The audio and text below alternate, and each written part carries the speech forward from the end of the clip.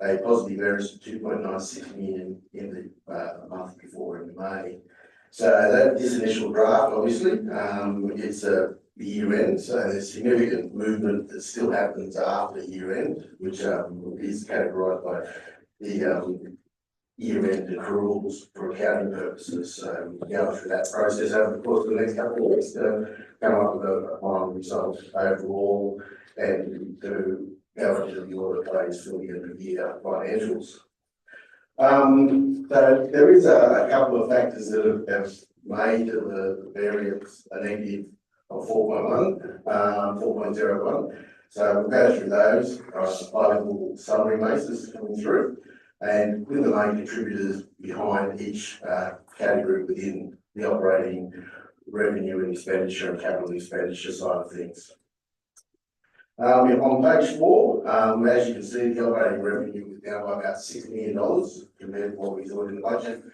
Items that have there's a couple of items in there that make a major difference, and a lot of them are around grant funding. So a lot of these items are in regards to whether or not we did receive the grant before the end of June, and whether or not we're going to take up accruals before the end of the June period. Government Place Hostel, its revenue is higher by about 300,000, which has been quite pleasing. So we've been going through looking at the resident care needs and getting up some personal care subsidies. We've been increased, which is quite pleasant coming through. Still doesn't offset the major cost, but we'll talk about that shortly.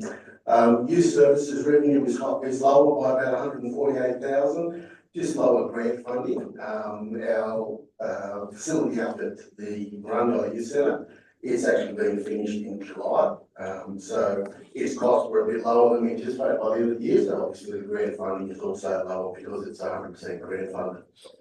Camping areas and caravan parks is up by 56,000, which is pleasing. So the utilisation of a lot of our parks and recreation areas and caravan parks has been up during the year, which has been pleasing. Economic promotion revenue is lower by 94,000. Again, comes back to grant funding. The actual project for the horse centre was came in lower than what we anticipated.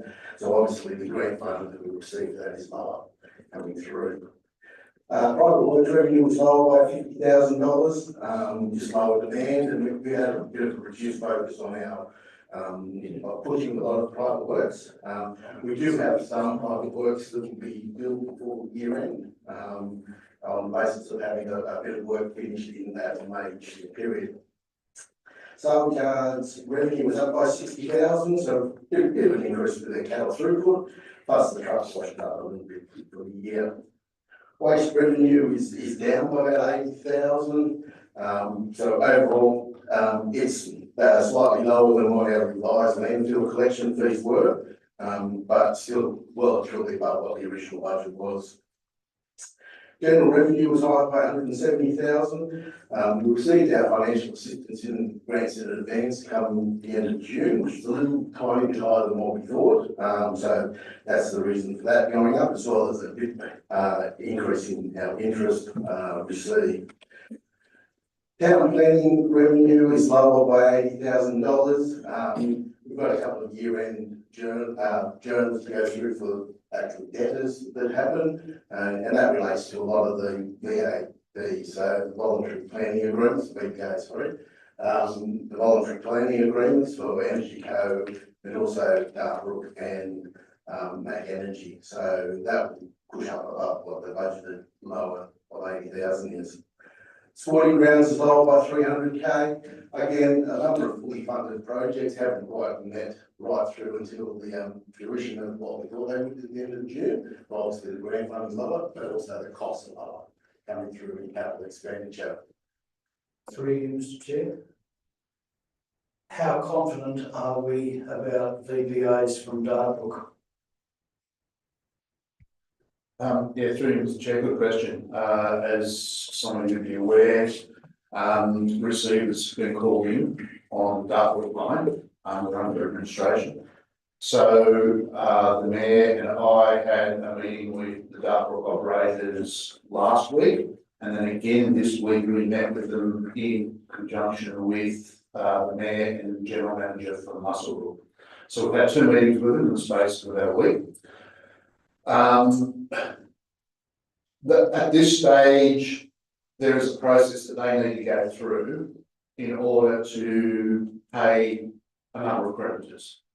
I understand from the analysis we've done, all of their rates are paid to date, and all the VPA payments that are due to date have been paid. Moving forward, however, will be very much reliant on the outcome of the administration process that they're going through. That could take 6 months or more, and I'm probably a bit reluctant to give any prediction whilst the discussions seemed favourable at the meeting. I'm just hearing it from their side, so I don't know, I can't give any prediction as to how favourable that would be. I know there are creditors at the moment, something in the order of, it's in the order of millions that they owe various suppliers that have done work for them, and they're unsecured. So there is quite a bit of financial work that they need to work through. So I can't give you any guarantees about future VPAs at this stage.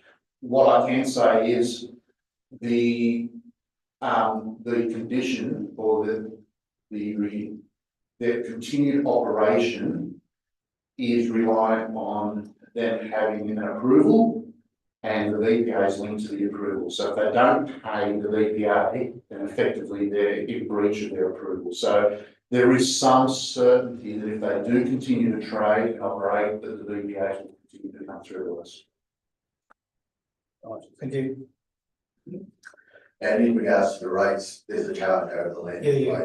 So obviously. I know the there's a rates. queue. Yeah. Rates is secured. Yeah. Just through Mr Chair, just what I understand there, Mr GM, was the debts from now on, since the administrator come in, will be handled by the administrator. So as the debts given prior to that, then you'll have to stand in line. So I'd say at this stage, we probably will continue to get it. That's correct. At the time of declaring receivership, there's a halt, and I've been led to believe that they are continuing to operate as of today. There's still an operation occurring, and so those payments will continue to flow through from that point forward. Thank you. Moving into our White Park revenue, lower by 150,000. As we discussed in previous meetings, this is lower from events that have come through. So we obviously looked at our how we're billing at White Park and looking at ways to try and increase the patronage as well as increase the revenue stream from that facility. Chair, question. The undercover new roof, this is going to make a difference to us financially. Where are we up to with it? Thanks, Mr. Mayor. Through Mr. Chair, the works, I think Chris gave a bit of an explanation at the Infrastructure Services Committee, identifying that Certifier needs to recertify the building because of a deemed potential fire risk. Obviously, it's an open steel building, so the fire risk, in my opinion, is probably fairly low, but they need to go through that process. I believe that process was concluded this week, and they're now moving on to the construction. It has delayed the construction by a period of probably 4 weeks. So at this stage, the anticipated completion is at the end of August. My biggest concern with that, of course, is how does it affect ongoing operations of the facility and any booked events.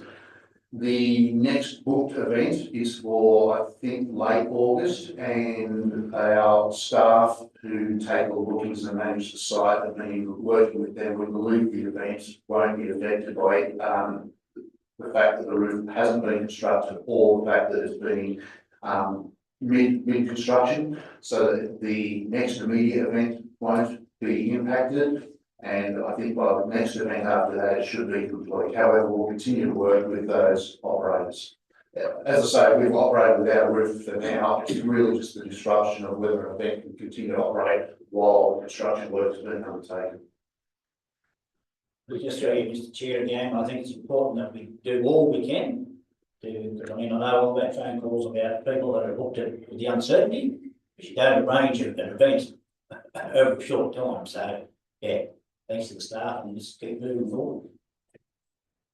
Just a quick question, the event you mentioned, what event is that on? I can recall this. Sorry. It was a training day or something, I think. So it wasn't a large crowd event. It was more Yeah, a sporting event for. No, I've got a funny feeling it was for younger horse riders. I'm trying to be. no, that's all right, I just. It wasn't like a radio or something like that. I just wanted to know which phone calls to take. So just on that one, councillors, because you've raised a point about what events. At the White Park Committee meeting, we have been talking about how to promote events more broadly across the community and how to make it available to everyone. Well, we're looking at a very low cost budget webpage at the moment, which I hope I'll get to see a first draft of today. So it could even be live as early as next week. We'll just put up just a very simple, it won't be interactive or anything, it'll just be very simple, just a list of events upcoming.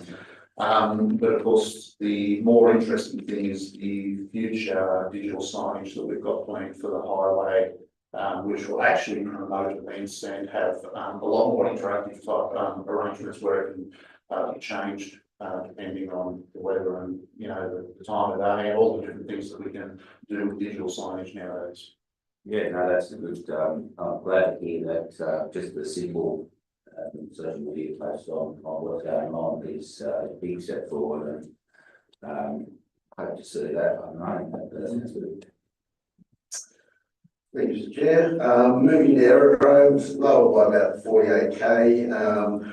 We've had some movement with some of our receipts coming in. However, we've still got about 30,000 outstanding at the end of June, which would nearly bring that back up to the budget line.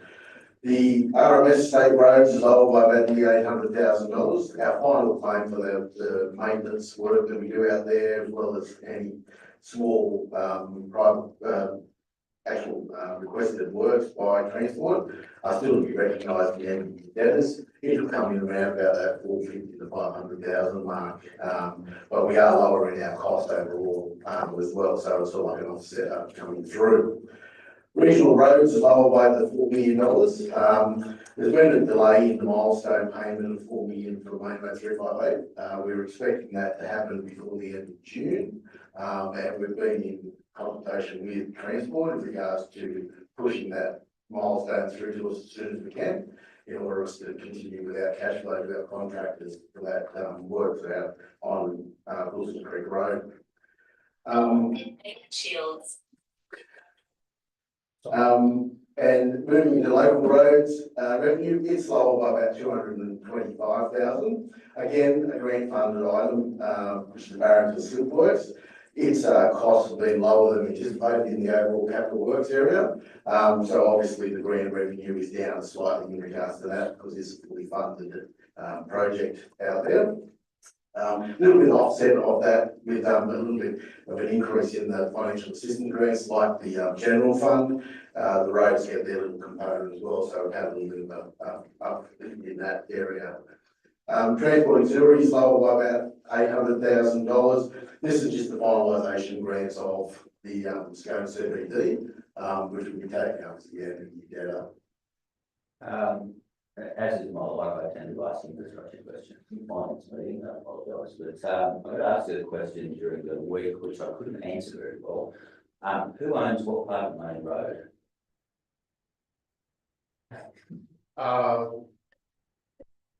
So with the state road network. So Kelly Street. Oh, so Kelly Street. Yeah.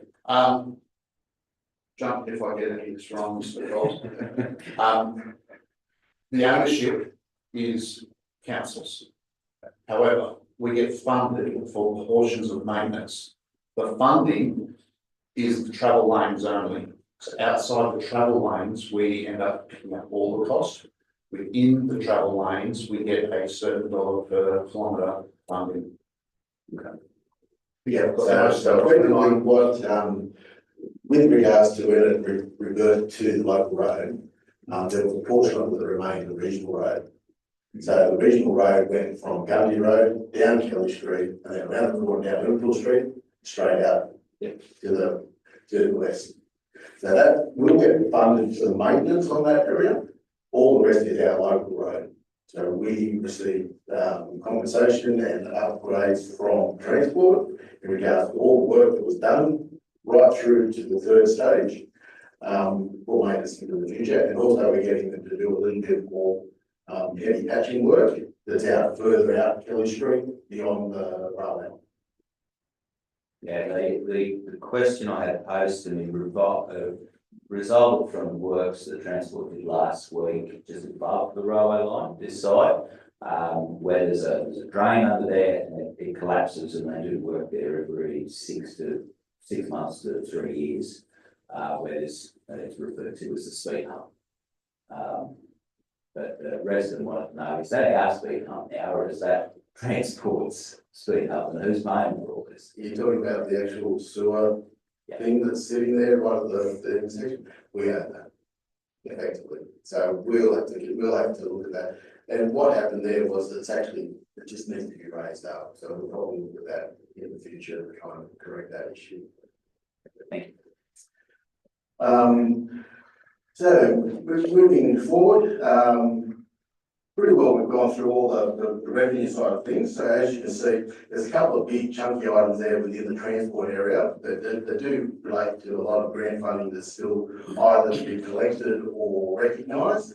So that makes up the $6 million. Non-operating revenue and expenditure on the bottom of page 5 there, about 480,000. Our internal fleet has continued to not meet the budget expectations. So we've gone through the process of looking at our utilisations across the board in regards to our fleet.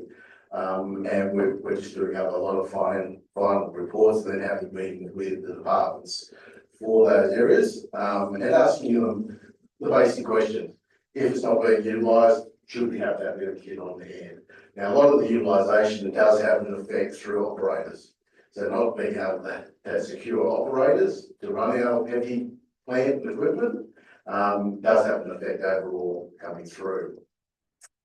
Internal gravel, it's lower by about 40,000. We'll have some more finalisation up to the end of June. Majority of that gravel is now being recognised, so it's only just a catch-up effect coming through. Moving into operating expenditure, as you can see, we're looking to overspend at the moment by about $600,000. There's a lot of movements, ups and downs within the operation. We'll just go through and highlight the main contributors to that. On top of page 6 there, you've got financial services lower by about $200,000. So we've had lower than expected salaries and increase in our overhead charges from capital works that we've done. So we've been able to charge a few of our capital works programs with some overheads, especially the grant funded ones, in order to secure the grant funding coming through.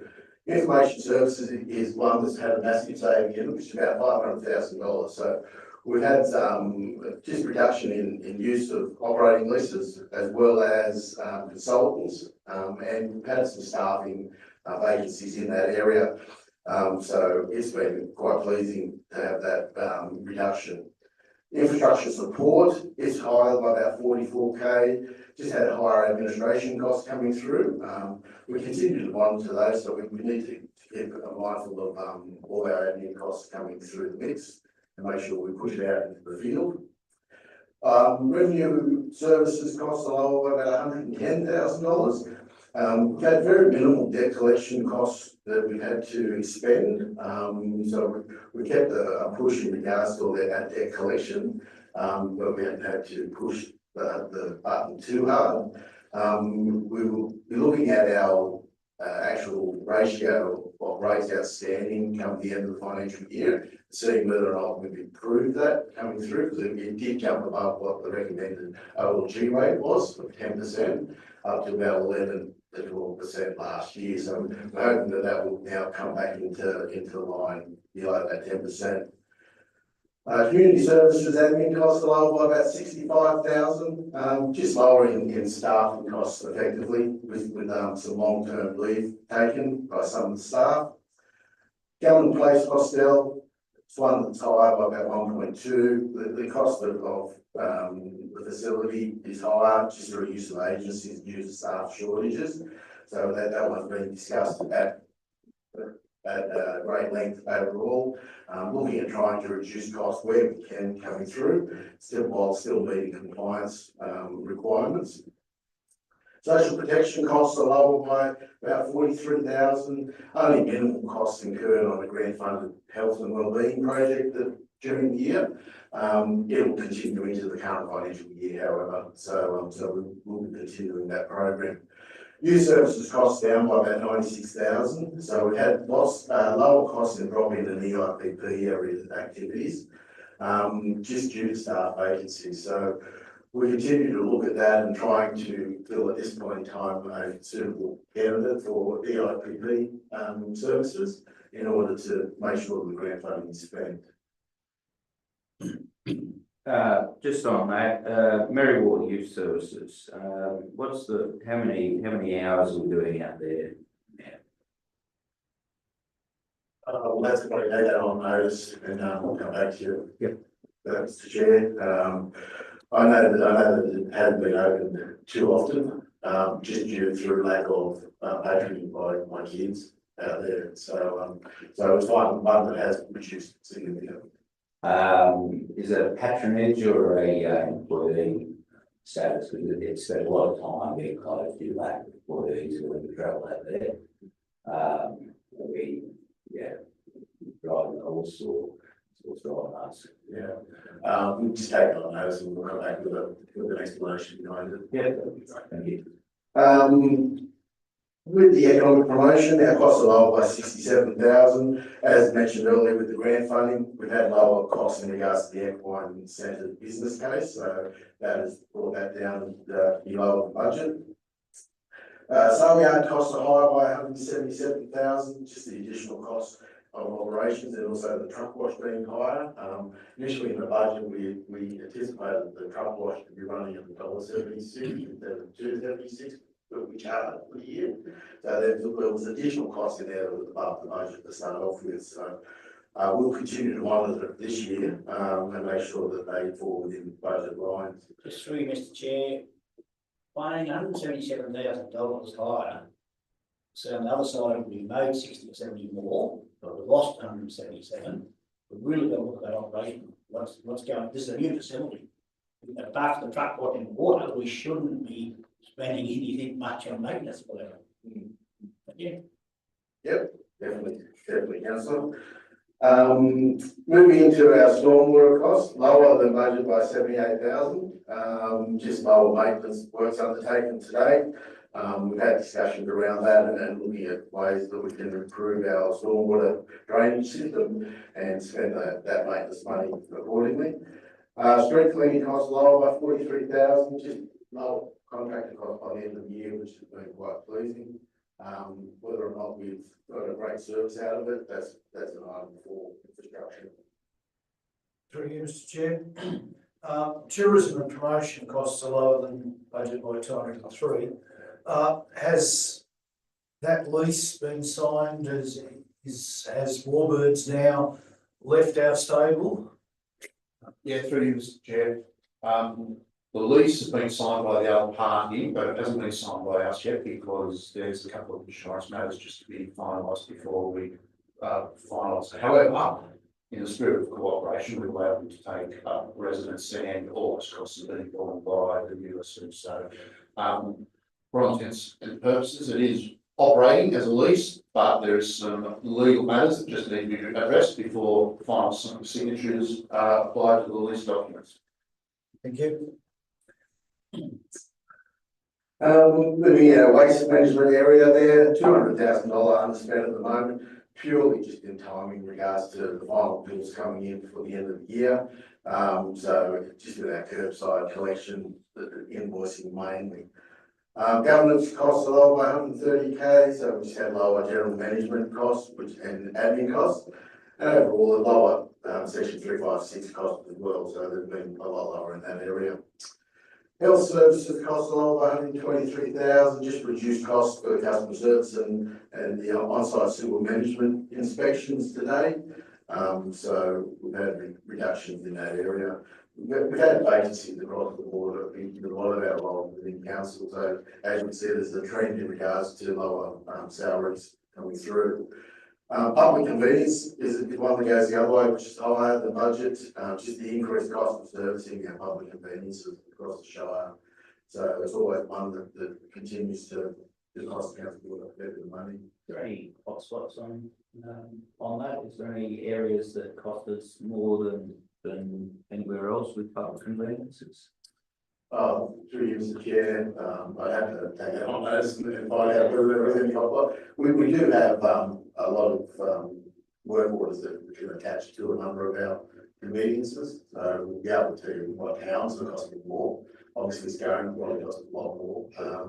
And especially with the main road down here, Valley Street, that's an additional one that we didn't have over the years. It's been going now for a couple of years, so it's always costing us a bit more too. Building and control and town planning costs a lot of about nearly $250,000. So again, this is money due to the vacancies, but we've had a reduction in our cost of consultants coming through, so that's been quite pleasing. Animal costs, animal control costs are lower by $58,000. Lower cost with extended leave that we hadn't had to replace that position. We've been utilising a contractor in, but we do need that, and also we've been covering it with other staff that have been able to assist with on-call duties. Emergency services and fire services costs down by about $100,000. So just reduced maintenance across the board in regards to the RFS vehicles. And also our emergency service levy was a little bit lower than what we anticipated in our budget overall, which was a bit of a saving to the bottom line. Other sport and rec is lower by about $77,000. Again, this was just a reallocation of a staff member within that area that was doing a lot of community services role coming through. We did have some savings in that area. Plus also there's a reduced cost in the fully funded mountain bike program. So we had a mountain bike program that was running with about 20 to 30,000 less than what we needed, which is quite pleasing. Fully funded that, so it doesn't cost council anything. A couple that are above budget, which is parks and gardens and sporting grounds. So obviously the increased cost of our parks and facilities, just with maintenance, with trees, and also the utility costs and staff training, of course, that to go up. We've got a task that we've set aside for the storm events that did happen in May, where we had a few extra costs coming through, which will identify and take up accordingly a flood damage revenue from that. So we'll be bringing that through. Typically with the sports grounds, the increased cost of servicing these facilities has been a lot higher than we thought. A little bit bigger in regards to the storm event, but also we had that vandalism, which costs us a little bit of money to correct a couple of facilities this going. Through Mr. Chair, was there any charges laid on those vandalism? Or did one? Yeah, through you, Mr. Chair, not that we're aware of. We provided all the information to the police, went through all the right channels, but we haven't heard any arrests or convictions in regards to it. As far as we know, it was a lot of young people that just running wild on that night, unfortunately. How did themselves perform? Thank you, Mr. Chair. For that very fascinating talk. Moving into aerodrome costs, lower than budget by about 59,000. Obviously, we had the staff vacancy out there of the ARO over the course of the last probably 7 to 8 months. We've had a casual ARO in the position to maintain our compliance requirements coming through in the mix. We have now transferred that with our lease operation, the service agreement that we've gone into, with the ARO duties now being contracted out and council will look after the maintenance of the airport itself, through its parts, through facility staff. Bridge maintenance costs a lot, about $100,000, reduced cost of maintenance required. Plus also we were anticipating to have some bridge structure checks completed. However, the contract wasn't available coming up in the last couple of months of the year. So that's just been pushed back by a couple of months until the availability becomes evident. Footpaths and cycleways is lower by 60,000, just lower maintenance works undertaken through the year. RMS state costs, lower by about 165, as I mentioned earlier. We've got a little bit lower in our revenue stream, but also the offset of that is the lower costs coming through. And pretty well all costs are recorded up to the end of June now in that area, so it'll pretty well meet budget on a net, offsetting basis. Regional road maintenance is higher by about 211,000. Just cost of ongoing road maintenance has been higher than expected along the regional roads there. Local roads admin and training costs are up by about $300,000. This is an item that we've really dug into and just trying to identify why it's increased so much. We had a lot of training activities that were required to be done to bring up a lot of our staff into TICL compliance, which we've gone through that process and taken that through the mix. Plus also we've got a number of wages that are in there, or salaries in there that we're looking at seeing whether or not we can push those across some capital expenditure, capital works expenditure. Sorry, I just wondered if you discuss further the training requirements there, whether the statutory requirements that we're catching up on, or whether they were operational for training sessions, or Predominantly operational, so we're mainly looking at reading a lot of the tickets that do have to be done by a lot of our APL staff, like chainsaws and the overline. So once On the brink of statutory. correct, Yeah. You can't operate that. no. so the ones that we need to get done. Sure. So Yeah, so necessary. Yeah. The operation. Thank you. And hopefully this year, with all those being now done, we won't have that much training. I'm happy to try it and continue trying to do it. Yeah, thank you. Moving into our local road maintenance, it's been higher by about 217,000. So we just had a bit of unsealed road maintenance focus, obviously with the wet weather coming through, trying to keep everything moving along. Flood restoration works is higher by about 296,000. Pretty well the effects of the May event that did occur. So we're going through getting that assessed at this point in time and putting all the detail into the required software packages in order to claim back all our emergency works costs that we've expended. Transporting auxiliaries is lower by about $55,000. Cost of lower in regards to line marking and traffic facilities for the year. So we've done a fair bit of work in regards to the guardrail, so it'll come up to speed by the end of the year with some accruals. Water admin, mains and other costs are high by about 116. Just a general increase in maintenance and cost of actual water license that came in late from the dam. So we'll look at bringing that into account for this year. Sewer admin, mains, maintenance and treatment activities is higher by nearly 450,000. There's just been an increase repair required in regards to mains pump stations at the moment.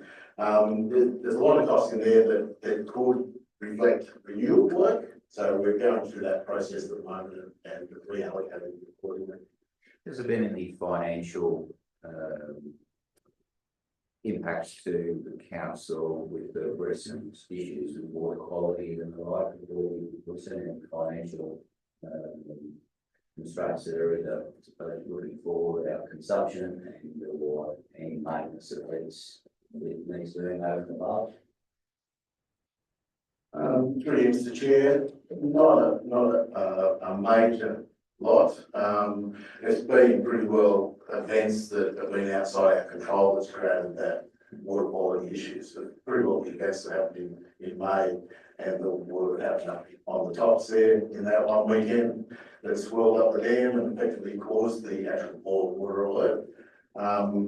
We have had, probably from an anecdotal point of view, is people saying that we're not going to pay for water because you couldn't use it, but you could still boil it coming through, and are we going to pay for their electricity costs and things like that? That's probably been a detriment overall.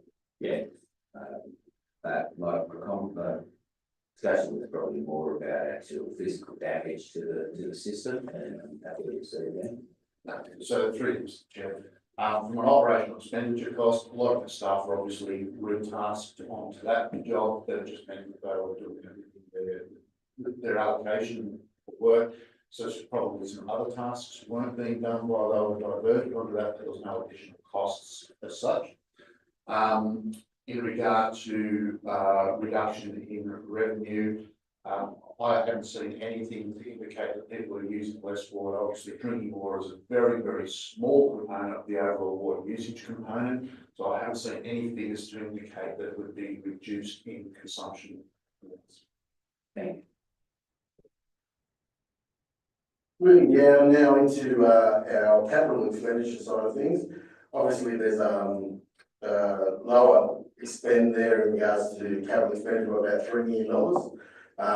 Items that make up the capital expenditure has been a lot of grant funded projects obviously coming through, plus also other projects that are also a bit higher than we had to actually undertake the works.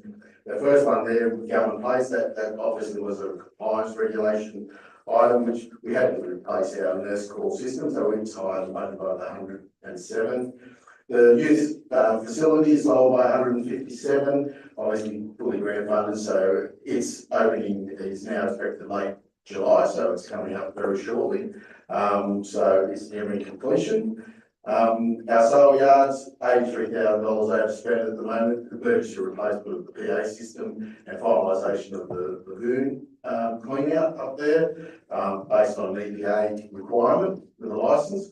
The Melbourne restoration hangar is lower by 60,000. Again, the works have commenced and will continue into the 25-26 year for completion in December 25. It's just a little bit lower, a little bit of timing in regards to the final invoices to June. Scone Indoor Recreation Facility business case. So we've gone through the concept plans to be and that commenced. We've paid an initial instalment in regards to it, but they will continue into the 25-26 year. That actual business case is fully funded by the government. Scone Park power upgrade, higher than budget by 53. The cost incurred just to upgrade the facility down there have been a lot lower than what we anticipated. So it's quite pleasing from that. And that upgrade was pretty well across the board. So that was for the footy grounds looking forward, as well as the new tennis facility that building this down there. Merrill Oval upgrade, lower by 122,000. The works are in progress. We're expecting an invoice to come into the end of the year. So we've done the number 1 oval and doing number 2 oval now with lights, which is quite pleasing. And the fences have gone around the facility, so there's been a good upgrade over there at that place. Through you, Mr. Chair, the fence, just want to say the fence is looking fantastic. Received a lot of comments from people in town how good it looks, and driving down the hill into Merrywater sort of gives you the feeling you're rolling into Bowral or somewhere like that. So yeah, everyone's very happy with that. So my comment on that, it's good. It's great to see these projects up and going. I've been a strong advocate for these for 3 or 4 years now. Just wondering if we could discuss where the money was sourced, Mr. Phelps, for these projects and how we're funding that repair. A lot of the works are done through the local roads and community infrastructure program, phase 4. Plus also we're using section 94 contributions for a lot of our recreational areas as well. Putting it back into the community effectively from a lot of the developments that have been done around the towns across the Shire. And effectively, a lot of those section 94s have been council constructions that have been undertaken, with a lot of the major construction that we've had undertaken as well. So we're pretty well regenerating the cash back into those facilities and making them available to the community. Thank you. Moving into our White Park area here, so we've put some internal roads, finalised our electrical supply down there, so it's all up and going. And it's looking quite good. So obviously once the undercover roof over the, or not the undercover, the roof over the actual yards are completed, the facility will a lot more better. Also, we're looking at the camping sites. So we've got a contribution from a local business that has helped us fund a few more powered camping sites, which has been quite pleasing. So that'll hopefully generate a bit more revenue from the facility down there. Main Road 62, Stone Road, the repair work out there. So we're going through that process of doing multiple Ks the other side of Bunnan, heading towards Marywall. It's expected to be completed by September 25. So that will be good, with a lot of traffic that does come across that Bunnan Road area. Pilston Creek Road, the main reason for the underspend has been the $2 million underspend in this area. Obviously we've got the $4 million from the grant, so it's a $2 million swing in this hole. We're just waiting on the final claim to the end of June. So the June claim is going to be around the $2 million mark. So we're pretty well on budget in regards to that project. Rural Road reseal, lower by about $500,000. We did do a lot of heavy patching during the year, especially out on Flags Road. So pretty well we'll have available a bit of extra cash next year to put into the reseal programs coming in. So it's even though it's not good to have something that's underspent, especially in a reseal program, we're looking at ways to better utilise that money coming through. The ARGN causeways and drainage work betterment program, a little bit higher than budget by 73,000. We just progressed that project a little bit quicker than we anticipated. So that's been quite pleasing. Fully grant funded projects.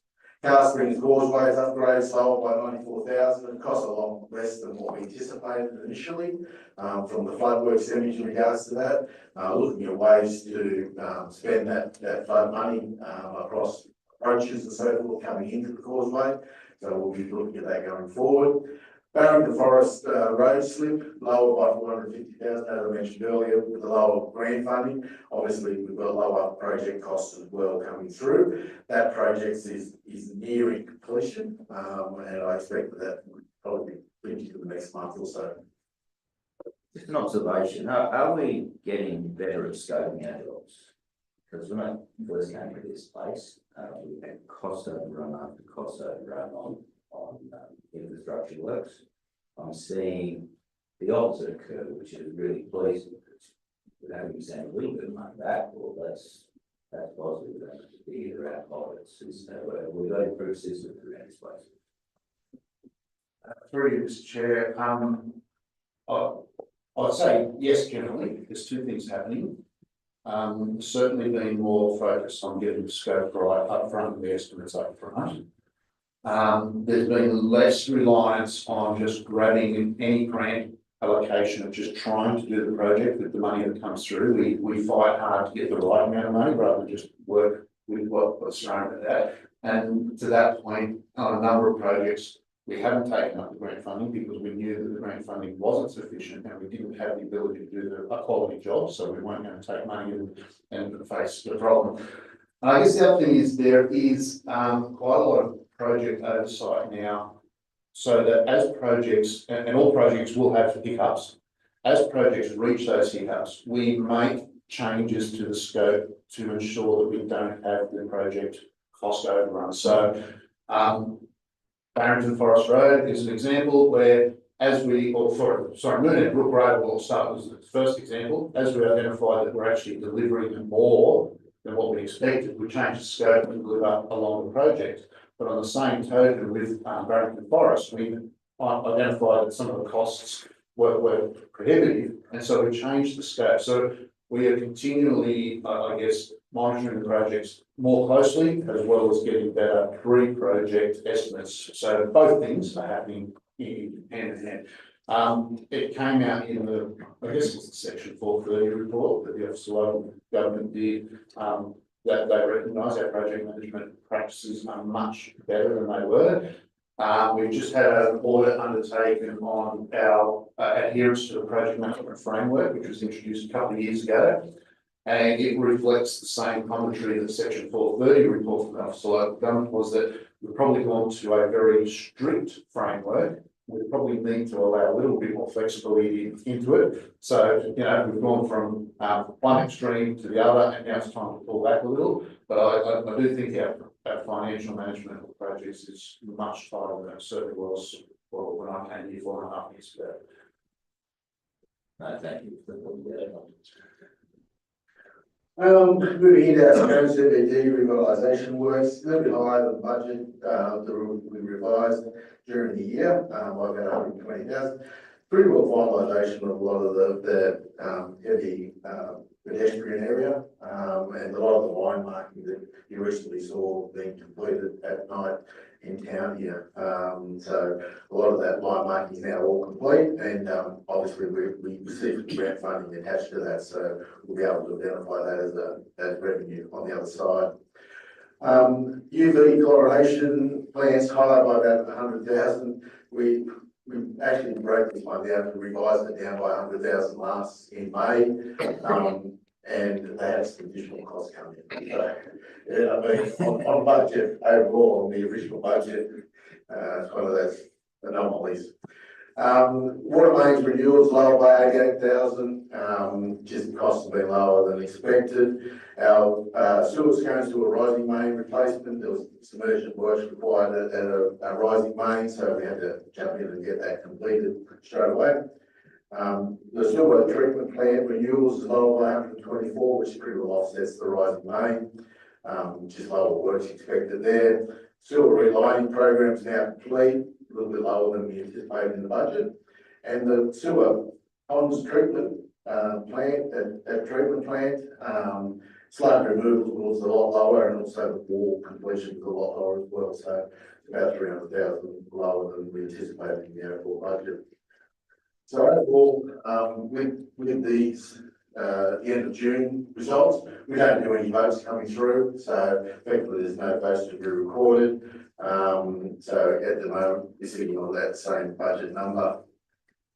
Moving to our bank funds and investment report on page 12, we've had the spike go back around the other way in regards to when you look at the graph. So we've got 26.6 million by the end of the year, 24 million of that is sitting in our investments. External loans, 27 million is our outstanding loans at the end of June. Coming through, and as I said previously, that continues to reduce by a couple of million every year, year on year. Moving into our internal loans area there, as you can see there's been approval granted from LG in regards to the 3 and 3 internal loans, reduced down from that $10 million previously. A lot of that was driven on the basis of not knowing whether we'd received the financial assistance grants in advance. So when we go through doing the numbers up there, we may not need that money overall, because we did receive some grant funding coming through. However, it's more or less just having a backstop, effectively a bit of comfort, so that we actually meet compliance with our LG. Through Mr. Chair, so if that money sits there allocated, line of credit in case of emergency, would it be fair to say we've got 4 million left in those two funds, 2 million in each fund respectively? Yeah, through you, Mr. Chair, just to answer the question there, if those funds aren't needed to be drawn down, they'll remain in those funds. Yeah, so we don't draw them down and just sit in the general fund. So it's more or less stays in the water and sewer fund, and only touch them if need be. Yeah. Moving to restricted asset schedule, obviously we'll update that restricted asset schedule at the end of year processing and movement of a lot of our grants in advance around the place. So we'll give a better indication of that probably at the next meeting when we have the revised restricted asset schedule. Capital expenditure, overall, to our revised budget, we spent 95% to the end of June, which has been quite pleasing and a lot better than previous years, which is really pleasing. Especially when we think that we've got 2 million still to come in for Monday through Friday, so that will improve even better in the mix. KPI side of things, as you can see, we've had 5 off track, got a little summary on page 14, but 5 off track out of the 33, which represented 15%, and a couple that were in monitoring stage, which meant that it was 7 overall, so 21% of our overall KPIs were pretty well weren't met coming through, so almost got to the 80%, so that was pleasing that we moved it up to that level. Moving then into our schedules, as you can see on pages 16 through to 19, just overall just give you an overview of where the service areas are from the different areas. The first one's the funds coming through, the general water and sewer funds, and where they ended up, the variance with the year ended, so the actual overall. Moving then into the actual service areas there, operating revenues down through to capital expenditure. So it just gives you the overview in regards to that. On page 20, we've got the bank reconciliation of the graph. So as you can see, we dropped away last month, and then we started getting our grant funds coming in for a lot of those projects that we finished up on Marathon Forest Road and Million Brook Road and so forth, and Hunter Road. So our funds replenished themselves over that June period and pushed back upwards again.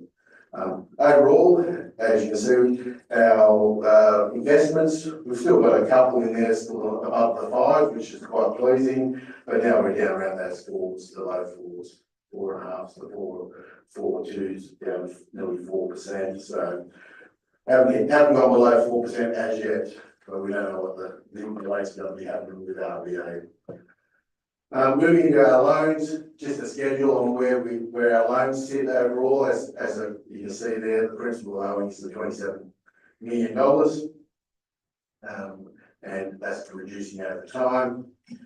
And then we go into the restricted assets. Obviously, as I said earlier, that schedule will be updated with regards to a lot of our grants in advance and so forth coming through.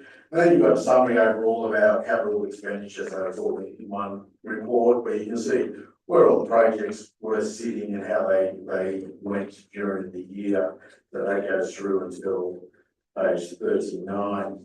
The other items we've got in here is a more detailed version in regards to the KPI reports.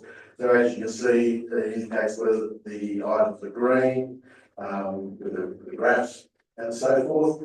So as you can see, the red ones coming through have been not meeting the fit for the future ratios, which is 90% of the fit for the future. We've more or less achieved nearly 80% of them. There's something there that are very difficult, effectively like your own source income being 60%, with a lot of our reliance on grant funding and the capital grant funding. Very difficult to meet that one at this point in time. Moving forward, in about 3 or 4 years' time, we are achieving that based on the long-term financial plan. Other items in there obviously is our operating ratio. We struggle to beat 0% because of the load from depreciation, unfortunately, coming through. Other items in there is our staff training around cyber. We've been pushing that pretty solidly. That's on page 47.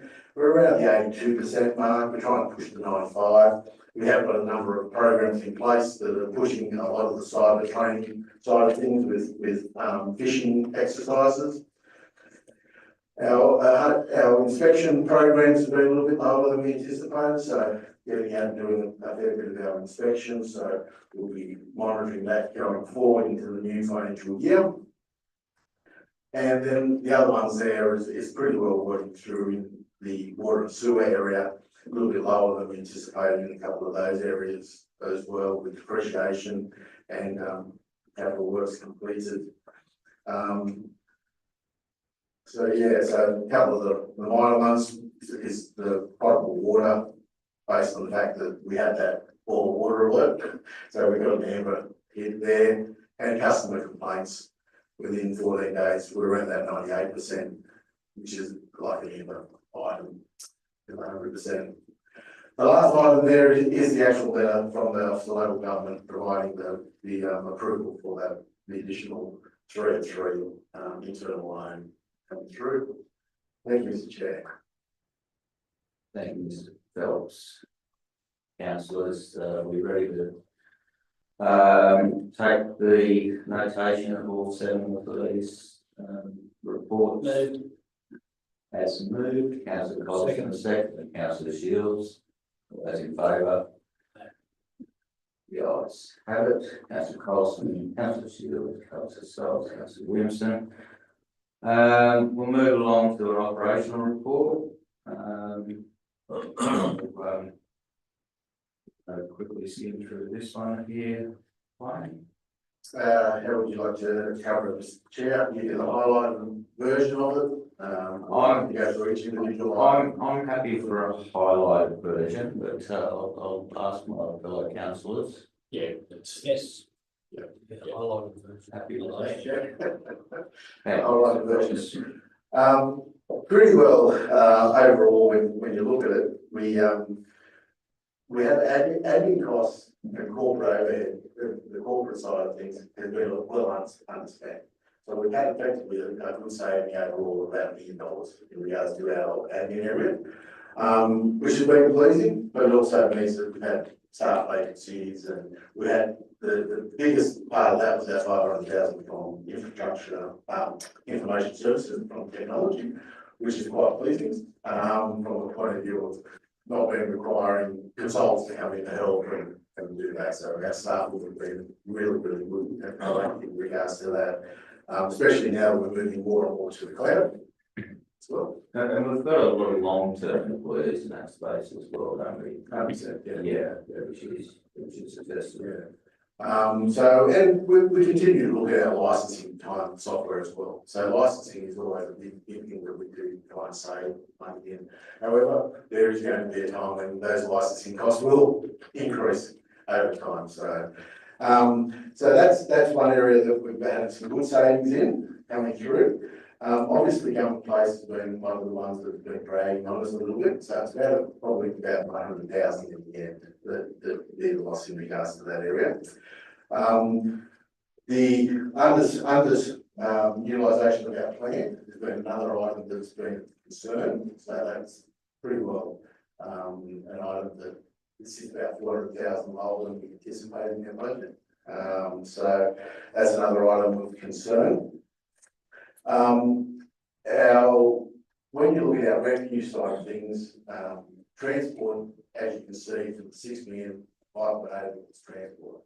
4 million of it was from the delay in receiving that final also from Macro 358. So it's not too bad when you really weigh it up. There's a lot of grant funding that is to be recognised come the end of the year. So once we recognise that, which is effectively the regional road out there at the Fort Gideon, the grant funding for the Barrington Slip, the money for the RMS, we've got the state roads, which is brought it back into alignment, and the Main Street down here. So when you look at those items, that comes off pretty well of the $6 million under recovery revenue streams.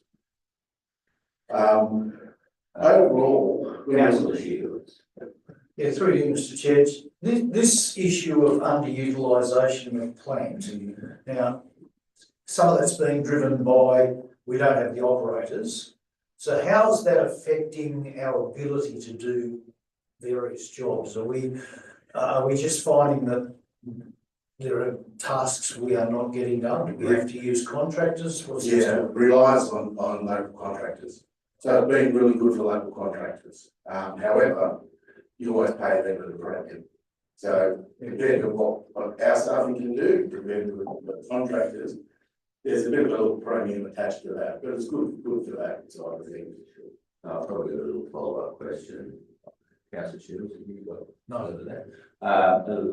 On ownership structures of plant and maybe discuss ownership arrangements and where our costs are on interest or depreciation. Obviously, we've got large ownership, large depreciation as well. Maybe discuss that impacts your. Yeah, effectively with our replacement program, we effectively own all our. That's really what the bottom line. Moving forward, when we look at buying heavy equipment, based on our financial position, we are in cash flow and everything at the moment. And what we looked at over the last probably just before COVID hit, we were looking at putting more money into roads and leasing the plant going forward. That is still an option, especially when you're talking your truck and dogs that you're talking like 300 to 400 grand, compactor, waste facilities, another 700,000. A lot of those big chunky numbers. We'll look at the availability of operating leases in regards to that heavy kit going forward. Light vehicles, however, may be a different matter. And just on that front, I mean, we're part of JO and different tender organisations, and I would think being part of local government would give you the form of leasing options. Maybe speak to that. Yeah, there's a number of players within procurement, local government procurement, as well as JO. We have availability of pre-qualified leasing options. So for local government coming through. Also, we use a lot of the purchases that we do through the heavy graded the yellow fleet. That will pretty well go through the CAT side of things if at a lot of our equipment. But we do look at all the options available to CDG. So there's a number of players that we look at state contracts in regards to that to get the better pricing. Thank you. But one of the options that they don't have though is light vehicles. So we try to source a lot of our light vehicles locally, mainly to try and get the industries within the area here up and going. So we will source a number of our vehicles. We may pay a little bit loads for them, but it's keeping our businesses within the area here, tracking along. Yeah, thank you. And I'd be very supportive of that open content, and I'm not sure where other councils stand, but I support that. I would support that as well. I think it's essential that we're doing as much business as we can locally to support local businesses. Then I suppose the other options within the overview of where we're sitting, items that have been underspent overall in the budget have been along the lines of our environmental area with the waste facility. However, that will have a bit of cost coming back into the end of the year. Planning and the building area has been well underspent coming through. So there's been a lot of cost savings in that area coming into the mix. The items that have been over has been mainly around our parks and gardens, sporting ground facility, maintenance, as well as White Park. And along our sewerage, which we removed those costs in our sewerage area to see why we're going to spend about 450,000 and see whether or not some of that can be moved into capital. A lot of that work though is reactive. So if our network is aging, we're continuing to get a bit more maintenance required in those areas. So it's probably one of those items that we need to look at our renewal process going forward and identifying the major breaks coming in. And our roads have been a little bit overspent by about 600,000 as well. So pretty well when you look at all the transport side, we've got road maintenance has been higher by about 430. Our admin costs have been high by about 300,000. Our RMS, our flood damage has been up by 300,000. So you've got about $1 million there, and the offsetters against that is we've had lower costs in regards to bridges, footpaths, and the RMS costs a little bit lower there. So that's the offsetter to come back to that 600. And the main items for the capital, effectively your transport area. So of the 3 million, 2.8 of it relates to transport assets. And there's been pretty well only 4 items in that have made that up, which has been 358, 2.1 million there, it's been lower. Our Barrington Forest Slip lower by about nearly $500,000. Our reseal program for the rural roads has been by $500,000. And one that actually has gone the other way, a little bit more in reshed. So we spent a little bit more money towards reshed over the years. So that's been a bit of a benefit as well. And that probably comes back to a lot of the weather events that we've had as well. We've had to go out and do a bit more reshed in the mix. So that probably gives you a bit of an overview of where big numbers are dropping to and where the areas are that either saving money or bleeding money, I suppose, is the question. After a quick trip up the New England Highway, I'm glad we don't have any of that. Yeah.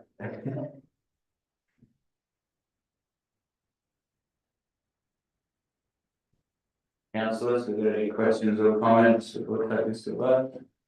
No. All good. I would move for to note the operation report. Councillor Stull, seconded Councillor Shield, all those in favour. Ayes have it. Move along on to the contractors and expense report for presentation of. Thank you, Mr. Chair. Pretty self-explanatory coming through. Had no entry into any contracts that have been more than that 50,000 than been approved or within budget expectations.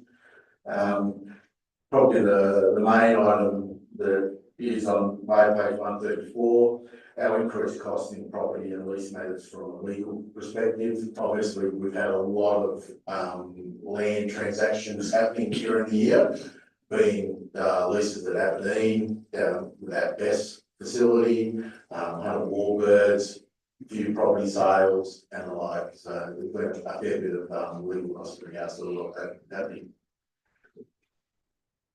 No, we've got somebody to move notation of contractors list and the consultancy and legal expenses. Councillor Colson, second Councillor Shield, all those in favour. Have it. Our property update, Mr. Chairman. Thanks, Mr. Chair. Probably not a lot of movement on the property matters. There is a few property issues going through the airport committee next week. So once the airport committee have considered that, we'll bring that and include that in this property report. In regard to a couple of parcels of land that have been out there available for sale, but haven't really taken much interest yet, but with a bit of change to some of the arrangements out at the airport, we might be able to make it saleable. And another parcel of land which is being considered by only one property owner that can really benefit from it, and it's part of the road reserve. So it's effectively looking at closing the road reserve and selling that, so it generates some additional property sale income there. So I will include that back into this report once the airport committee have given us some guidance and direction on that next week. Most of the other parts of this report in regard to property development have been fairly standard. As you can understand, some of these things are quite long-term actions. Mr. Phelps did give me a property update on our year-to-year comparison. So we've had a fairly pleasing improvement from the 2024 financial year to the 2025 financial year with a $70,000 turnaround in a favourable direction as far as That's predominantly, that's not including, property sales, that's leases and as such, so that's been positive. We've had some good lease arrangements, and as you know, with the changes we've put in place to Warbirds in particular, whilst it's not directly related to property, it is a property that will be coming with lease arrangements as well, in that consideration. So happy to take any questions, Mr. Chair. My only question here is just on your lease property. Yeah. graph. Is that an abnormality there, May, June, or could we speak to that one? It seems high, doesn't it?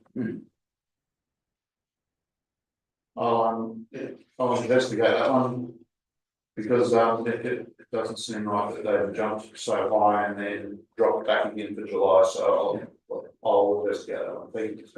Thank you. Any more questions, comments from councillors? Move to move the notation of the property update. Councillor Stoll, second. Councillor Shields, all those in favour? You guys have it. Move along. To adopt the minutes of the Scone and Upper Hunter Regional Sub-Unit Committee. Mr. General Manager. Mr. Chair, just take it as read, there's a bit of a summary overview in the report, the minutes are there. Again, if there's any questions from the members, we can provide responses. Through Mr. Chair, the EOI, Yes. can't discuss, if we're getting much interest. It hasn't closed yet, Mr. Mayor. When it closes, we'll bring up the report back. I think it closes 1st of August, so Yeah. we will bring that to council once it's closed. Do we know whether there's been much interest in the EDI? Yes, we do know that. I'm not going to discuss it with you. We have discussed during the EOI. Thank you for testing the point. It's worth it. Yeah.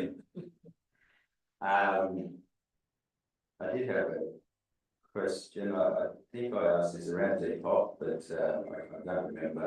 I assume with the abnormality, the change in the water values, did we change our budgetary valuation there at the start? For the wash. For the wash?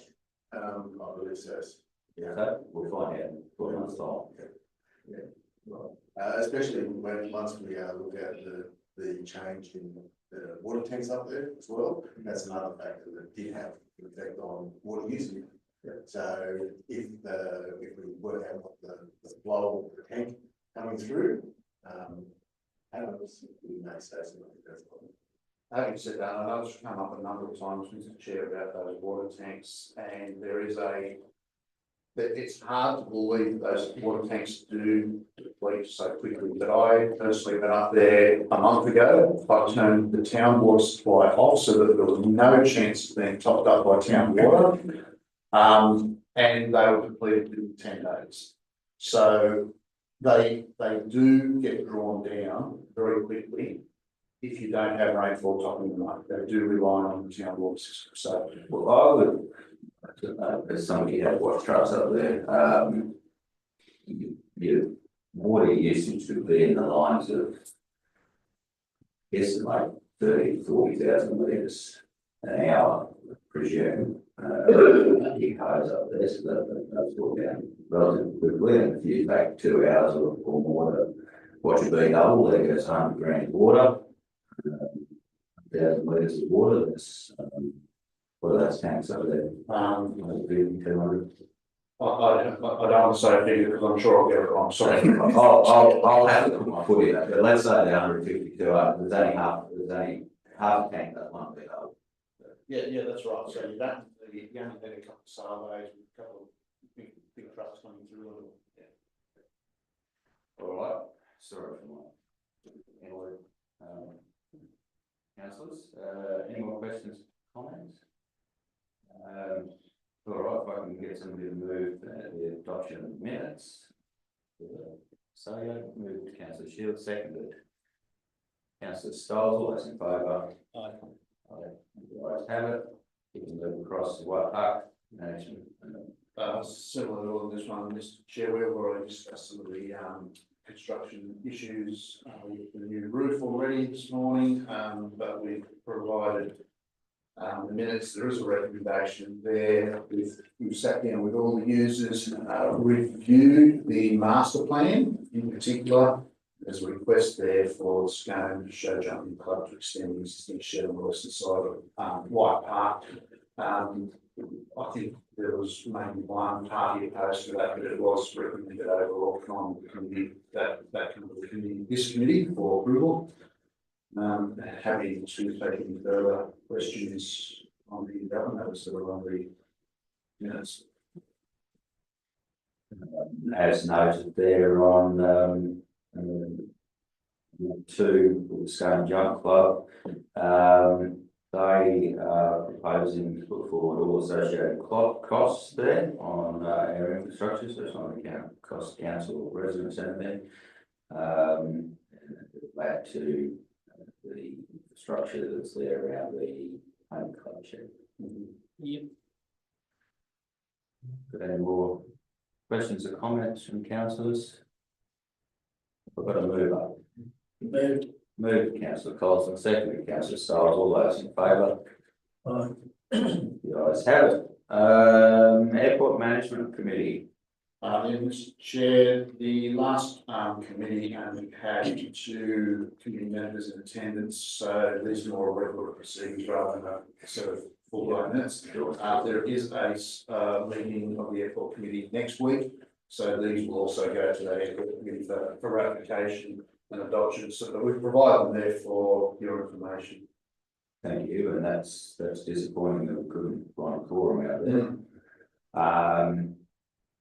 Yeah, it will be interesting to see some of that information as a new resident at the end of the airstrip. I'm well aware of how many aircraft are coming in and out of there. So it's interesting to see the range of aircraft we're getting, quite a few larger ones as well. Mr. Chair, that data outstanding balances, still, Yeah, through the chair, yeah, so effectively, we have spoken out data, there's about probably 8.5 of it is in 120 days, and we're actively chasing that. So we'll be trying to collect that money on through. Of the 33, probably about half of that is current. But it's something that we continue to chase, and that data we continue to chase as well. yeah, I think we need a couple of dollars, but if I go down to Sydney through the tunnel, I don't get 120-day lenience on me toll. Could you maybe? Can I just ask you a question about it? So Avdata is an organisation that collects the charges via radio calls, so they know that somebody's come or gone. Now, and they then pass that to us and they say that VHPOP has landed, but we are then responsible to send, who actually sends the invoice? They invoice, they collect, they do everything for council, so. Except they've got these people that are out at 120 days. Yeah, so they'll go through their process to try and collect the funds completely. If at a point in time where they are not having any success, then we can push that through our own recovery agency. And we'll push that down through the recovery agency.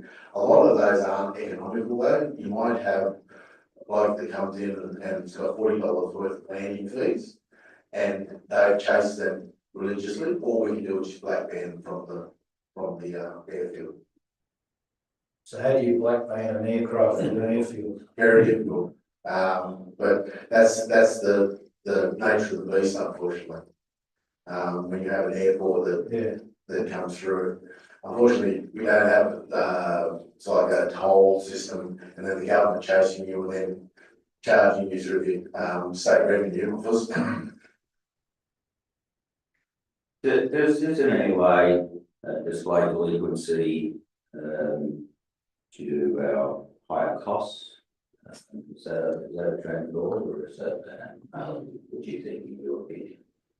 We do get complaints about the cost, but then the actual delinquency that comes through is probably minimal from that respect. We do have people that do complain, obviously about the higher cost. But we just explained, a small regional airport that doesn't have a regional, passenger transport attached to it. So we have to, double the runway accordingly and maintain it. At the end of the day, it's a wonderful facility that we've got, and it's not many around. Pretty well named up in town, but take a short trip back down to Scone to have you go Bobby. All right, being no further comments or questions, we've got a mover, notation of the application. Councillor Collins and the second, Councillor Shield, all those in favour. Thank you, and notation of grant report. Yeah, thanks, Mr. Chair. As you can see in the first table in the report, we've had a number of notifications through, come through since their last meeting.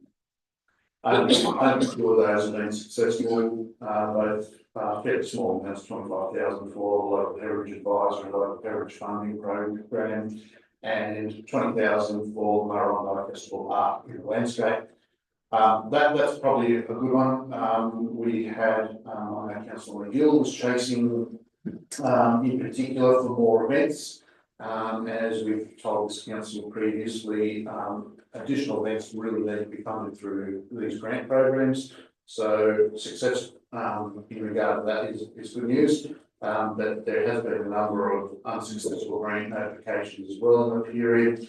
The LGP procurement capability grant fund there, you'll see we put in, I think it was 4 applications and 3 applications in total. They've all been notified as unsuccessful.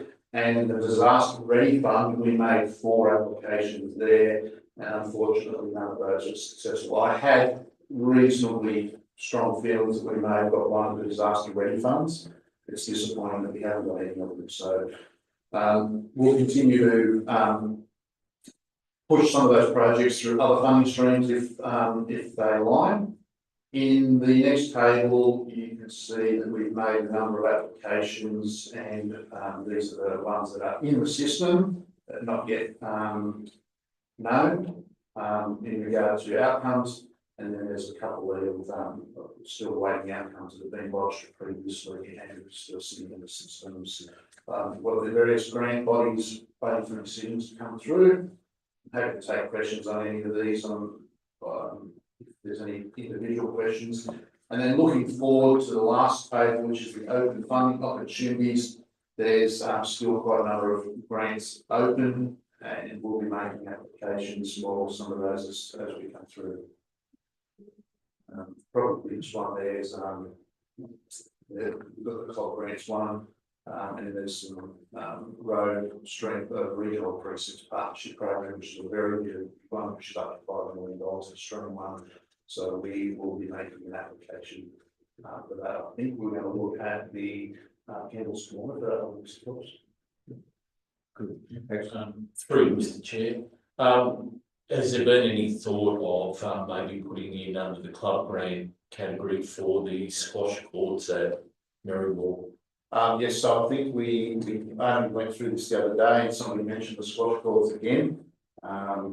So thanks for the reminder, councillor. I'll make sure that's still on the list.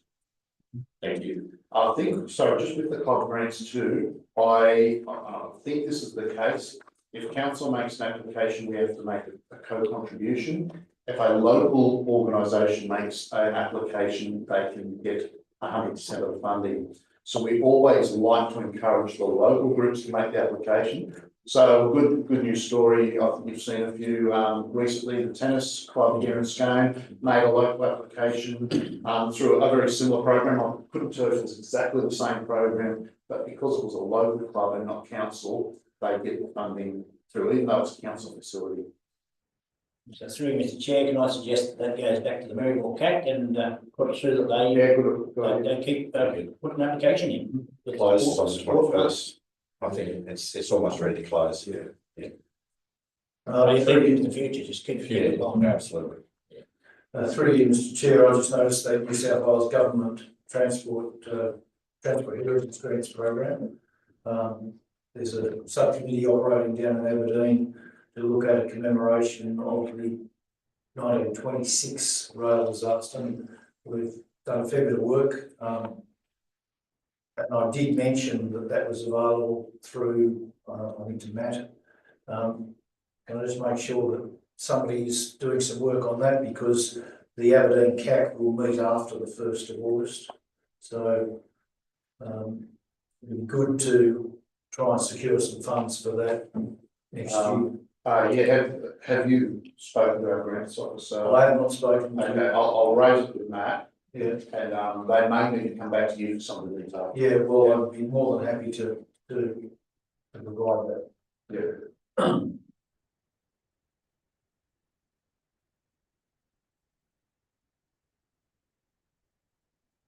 Any questions, comments? We've got a mover.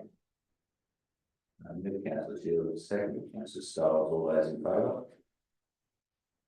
The ayes have it. Move along to requests for donations. Thanks, Mr. Chair. 3 requests have come in this month. Unfortunately, the 3 of them were not in line with our policy. 2 of them fell into the assessment criteria in regard to charitable organisations, which we've explained previously aren't eligible.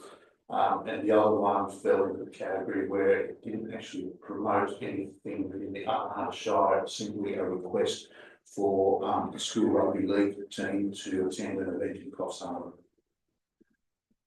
Just through Mr. Chair, question the Westpac helicopter golf day, what would the figure be? Have I missed it? What would the figure be for an average day of social golf? Actually, Mr. Chair, it's probably around about that $900 mark. Because there would have been four players in each team by about $20 each. Thank you. And it was part of the horse festival as well. That's actually held up. Yeah. Yeah.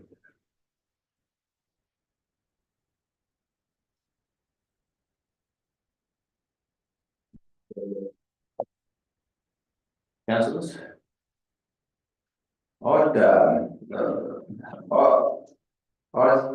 My understanding here, so that golf event I see as a promotion of our local area. I believe it's missed out because of its charitable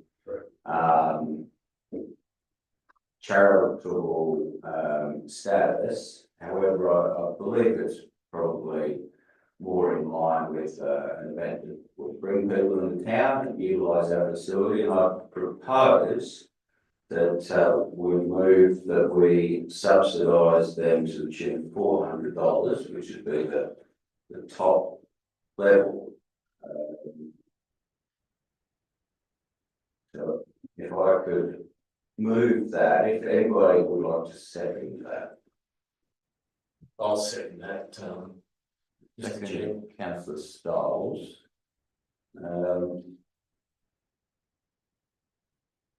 Any comments on? Just through Mr. Chair, comment, and that's why I asked the question. I know the staff have done due diligence by saying no. Yeah. But Westpac helicopter, pretty important piece of equipment that comes to our shire. And look, yeah, I mean, I'd back to support it in some way. What the figure is, I'm not sure, but I'd support it. Well, my consideration in the matter is that it is an event bringing people into town, set at $400, which is our capped amount. So we're not in the hole, we're still taking some money there on fees, but we're promoting the township through a very worthwhile.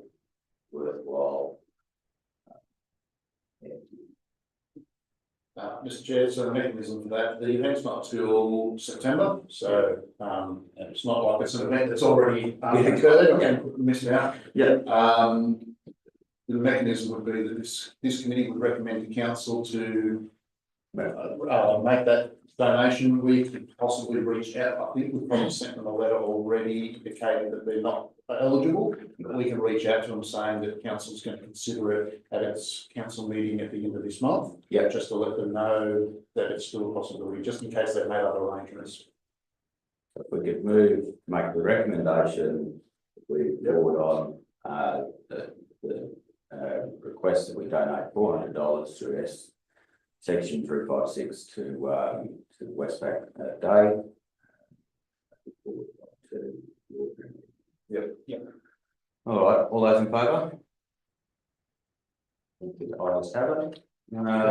Through the chair, well, on that item, if I could just make a general comment. Yeah. So I know also, I think just want to question the idea of how these events are characterised and where they become a charitable event rather than an event that is actually supporting the local community in some other way. And a good example is the MNG event that's proposed for Merriwa in January. They made an application for funding as well. Their request was by way of an in-kind contribution through Round Hire. Now, when I look at that, I think in essence, it's actually not about making a contribution to the charity, which is the benefactor ultimately of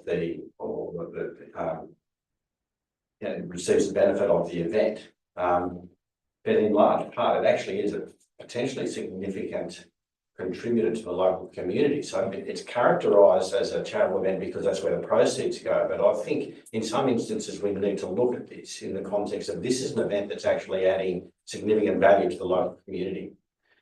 It may well be that there are hundreds, if not thousands of people that are attracted to Merriwa for that event if it is promoted correctly. So, it just begs the question, when is it an event that is supporting local tourism and so forth? The fact that it's making a contribution to a charitable cause as a result of that, I think that's something that I think we need to look at a bit more closely. We can articulate that there's a specific financial, social benefit to the community, then really it's not a contribution to charity. It's actually promoting an event, which is through its activity, making a contribution to charity. Just a comment. Thank you, Councillor Ryan. And I do agree, it's a good conversation that we can have there on discussions of the merit, because at the end of the day, I think our consideration on charitable areas was that individuals can donate or so on to their chosen charity. We are utilising monies that are owned by a community, and that's why we need to focus on the benefit to the community as a whole through these arrangements. My consideration on this front here was that I believe this organisation does benefit all of our community, and I think the council also needs to be aware of soft power, for lack of any other discussion, and we need to be seen to be supporting important causes within our area to keep a level of visual support of the community. So that was my consideration there. No, I seem to run out of words. So,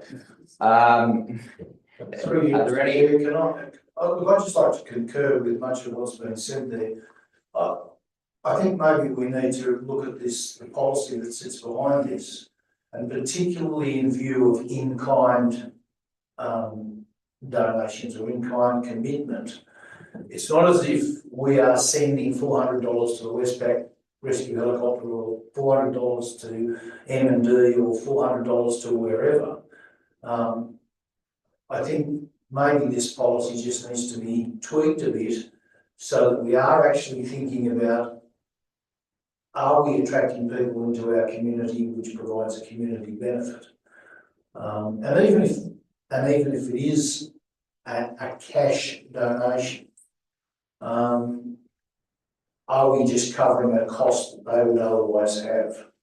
So I think this is something that just needs a little bit of consideration in terms of the policy that sits behind this. Just add to that, through Mr. Chair, the policy certainly has been looked at very heavily over the years, because going back when I got on council, it was out of control, the policy was out of control. We'd sit around there at the rooms, we'd all come down to the individual feelings of the councillors, and it was never going to work. I think the policy that we've got in now, with a little bit of what we've done a while ago with the Westpac helicopter, that's, I believe, it works quite well. All right, is there any further comment or question before I close the meeting today? Meryl? Looks like Mayor has patience with us. All right, well, thank you all for your participation today. I'll call this meeting closed at 10:37.